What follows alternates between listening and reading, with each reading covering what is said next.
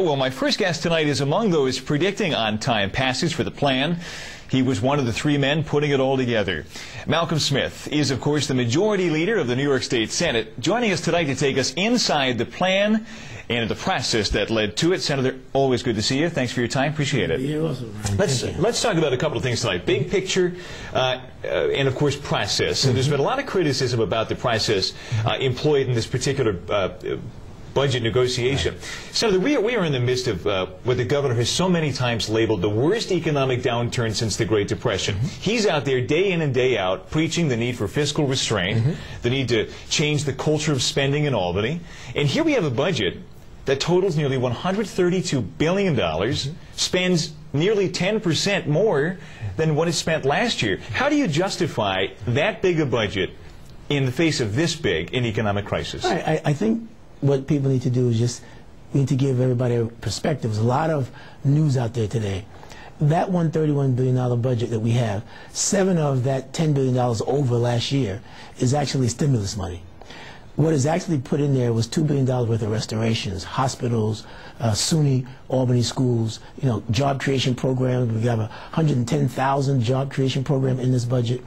And then you got $1 billion left of that $10 billion, that's only reappropriations and debt service. In the general funds, we only spent 1% more in this particular budget. What we're doing for this fiscal cycle, these 2 years, we're reducing our debt service from $60 billion to $11 billion. We cut it in 80%, cut it by 80%. So, yes, it's a budget that spends money, but you have to spend it in order to get ourselves back to where we want to go. $6 billion we cut from the state budget. That's the largest cut in the history of the state of New York. Now, can we do more? We probably will have to come back and do some corrective measures sometime maybe after the next quarter. But the bottom line is today, what we're going to do is get an on-time budget tomorrow, I should say, and we will have some cuts in there and we will have some spending in there. A big issue for us is job creation. We need jobs in this state. 39,000 jobs left last month. This particular budget creates 110,000 jobs or possibly more. 58,000 in green jobs, 50,000 in transportation, and another 2,000 in human services. I want to talk to you more about job creation in just a moment, because there are critics of what you just said as well. There are always critics to everything. But you mentioned the stimulus money. You said that there are billions of dollars in this budget plan that are backed up by the federal dollars.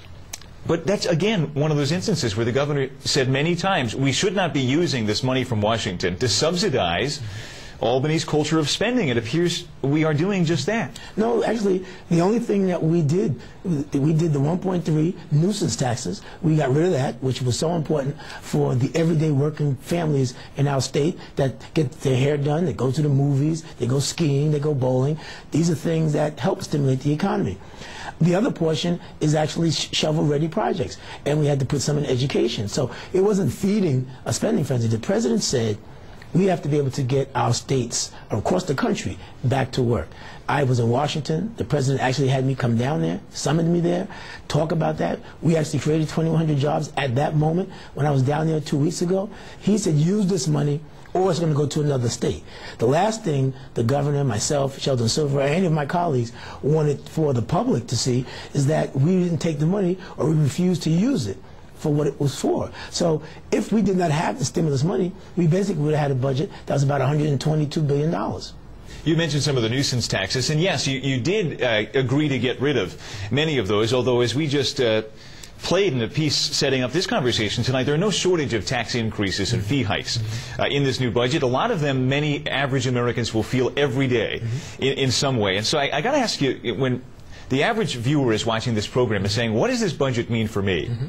Would they be wrong to think, I'm getting a whole lot of new taxes and fees, I'm not going to see my star rebate check that I counted on in the past, there's not going to be any additional education funding to improve the school that would drive up the value of my home, which has lost so much value in recent years. What's in it for me, they'd say? Well, here's what we have to put in perspective. One, let's remember we inherited this budget from about 12 years of bad Republican rule state government. So let's talk about how we got here. Now you're leaving it up to us, and we are going to solve it.